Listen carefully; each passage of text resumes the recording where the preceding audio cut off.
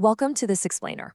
Today, we're diving into a genuinely breathtaking manuscript called The Watching Fire. And let me tell you, this text does something absolutely remarkable.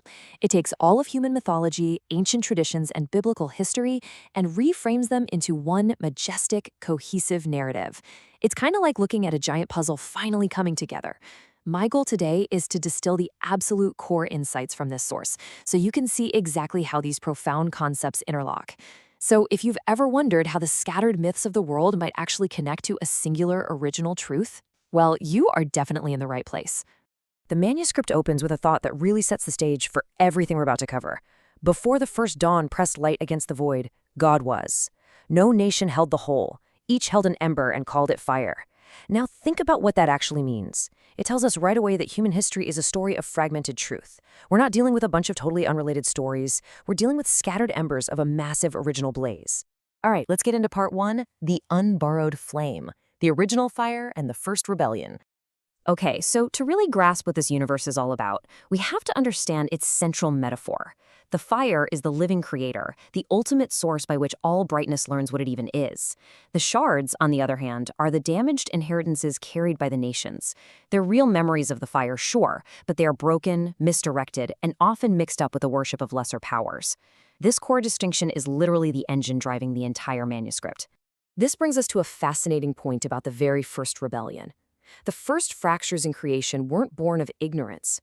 According to the text, the adversary and the radiant high powers didn't fall because they somehow lost their intelligence. No, they fell because that intelligence wanted to occupy the center rather than just reflect it. It was envy sharpening into will. Rebellion wasn't some simple misunderstanding. It was a brilliant mind severing itself from its proper joy, trying to steal the glory it was actually meant to guard. Moving right along to part two, the mercy of ruin. The Tower of Babel and the Scattering. So, Babel. The builders at Shinar weren't just stacking bricks and bitumen to make a tall tower, right? They were attempting to audit mystery and manage destiny through sheer arrogance. The text points out that this was fundamentally a theological project. They actually believed that if human agreement became vast enough, they could bend heaven to their will and make transcendence answerable to their own techniques. Now here's where the manuscript totally flips the script. We usually hear about the confusion of languages as this fearful, harsh punishment, but the text reframes it as an act of profound preservation, the mercy of ruin. Think about it. If humanity had remained totally undivided in its corruption, it would have ripened into a single, inescapable catastrophe. Fracturing their tongues was really the only way to save them from themselves. Which leads us straight into part three, Thrones of the Shards, the worship of fragments. As humanity scattered from Babel, they didn't leave empty-handed. They carried damaged memories of the ultimate truth out into the world. Whether you're looking at ancient Egypt, Mesopotamia, or distant coastal cultures, you find these same recurring symbols. The massive ancient flood, the serpent of chaos, sacred trees, the sky father. These aren't just stories invented from scratch. They are the embers of a shared history. They are the shards carried away from the unified fire. And this is absolutely crucial. The tragedy of the ancient world wasn't that they forgot everything. The tragedy was that they remembered in pieces and then worshipped those pieces. A shard has real truth in it, for sure, but the moment a fragmented memory or a lesser spiritual power demands absolute worship as if it were the whole flame, it becomes a highly dangerous idol. You know, the human heart has this persistent homesickness. And the text notes that these lesser thrones, these watcher spirits appointed over the nations, completely took advantage of that innate hunger. So idolatry isn't painted as a purely fabricated lie. Actually, it's a true longing that has simply lost its compass. It's reverence detached from its true source.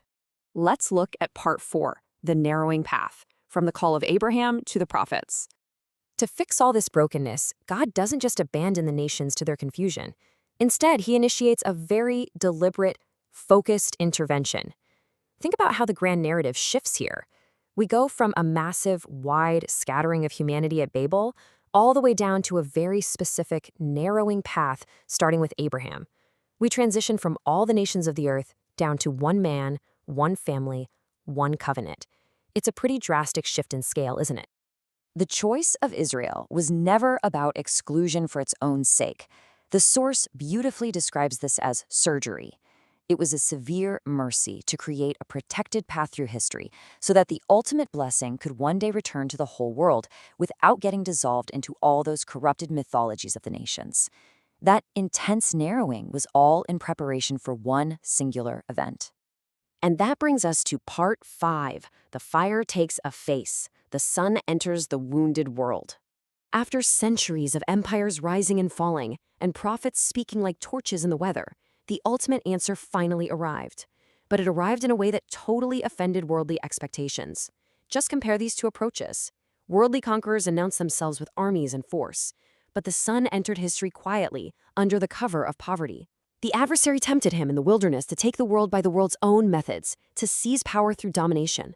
But he flat out refused to win by domination, because if he had, love would have been left unborn. Instead, he broke the system from the inside out.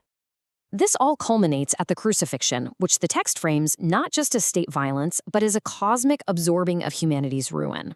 At the cross, mercy descended exactly to the lowest point of our brokenness. As the manuscript says, he stood beneath the total weather of the fall. He didn't just die, he took on every single broken shard, every private shame, every misdirected longing, and every self-made altar.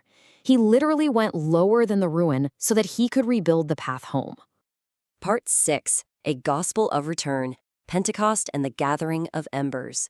Following the resurrection, which boldly proved that tragedy does not have the final word, we hit this spectacular turning point where all those scattered fragments finally begin to come home. This perfectly captures the grand reversal of the whole narrative. Back at Babel, unified speech was broken as a judgment against arrogance. But at Pentecost, fire descends on the followers, and divided speech is instantly redeemed. People from dozens of lands suddenly hear the truth in their own languages.